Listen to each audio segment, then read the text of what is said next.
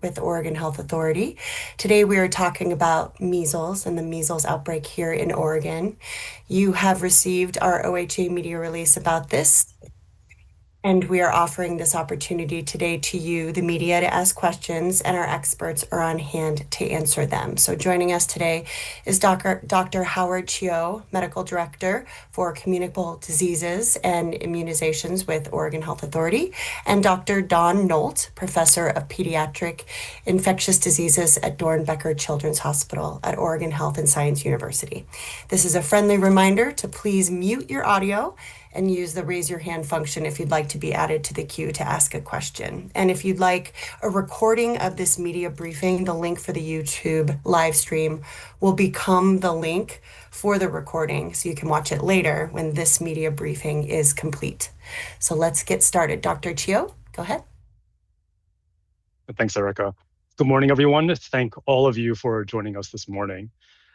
As many of you have already been reporting, measles cases have been increasing across the United States. So this year alone, there have been almost 1,000 cases reported nationally. In comparison, last year, there was around 2,300 cases nationally in total across the entire year.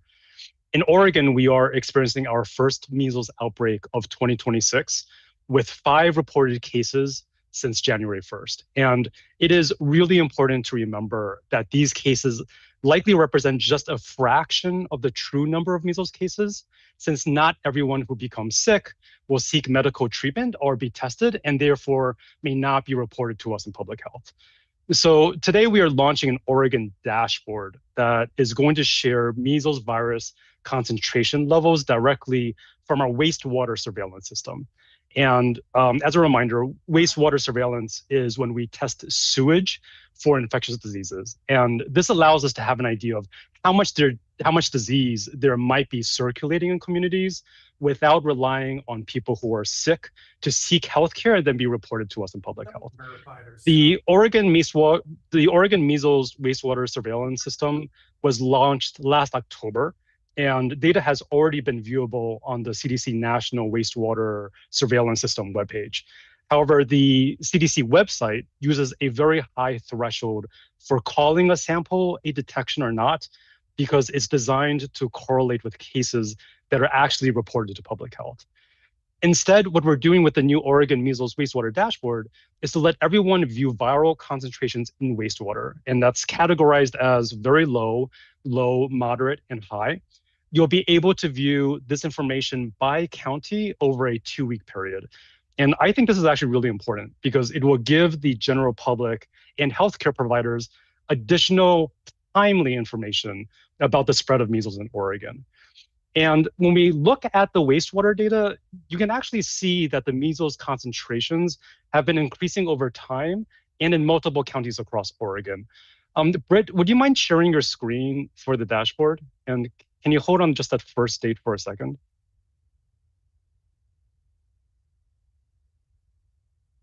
Perfect. Thanks, Britt. So I want you to pay attention to the colors here. So you'll see there's a light blue on the bottom left.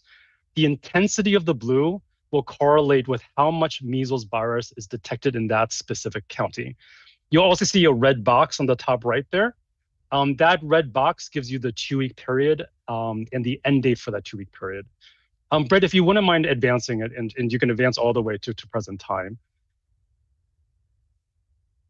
So as Britt is moving the slides forward, you'll see that the colors are spreading over time, and there's low-level detects in multiple counties as we go on through to the end of 2025.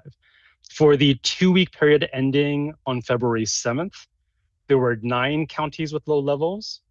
For the 2-week period ending February 14th, we've detected low levels of measles virus in 6 counties across Oregon. You will also have seen some counties labeled white. It's really important to remember that not all watersheds participate in the system, and the system also won't capture those who have private septic systems or otherwise not part of municipal sewers.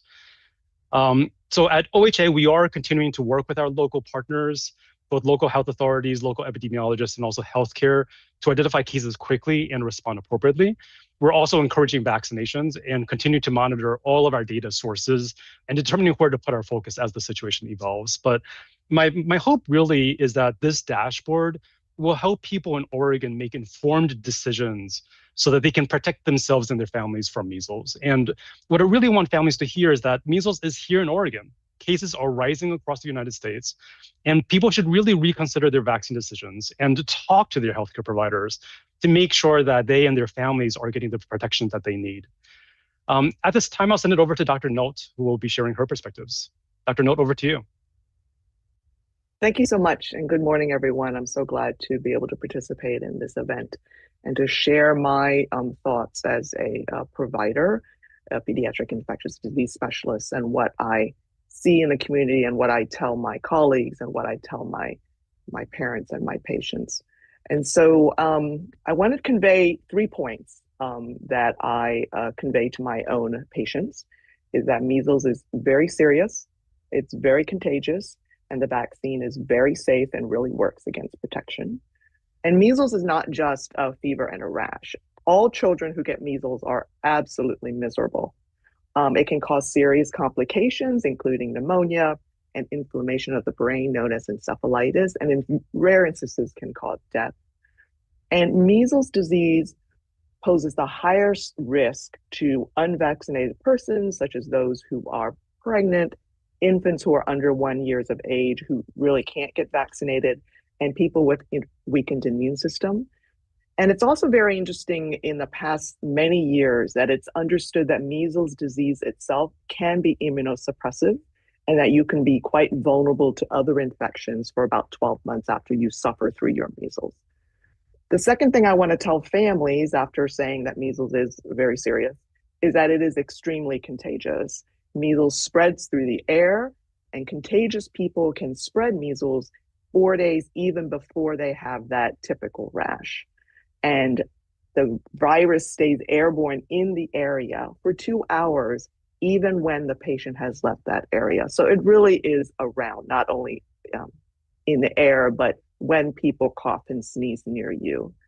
And the third thing I want to remind people in terms of how serious measles is and how contagious it is that vaccinations are so incredibly important and so incredibly protective.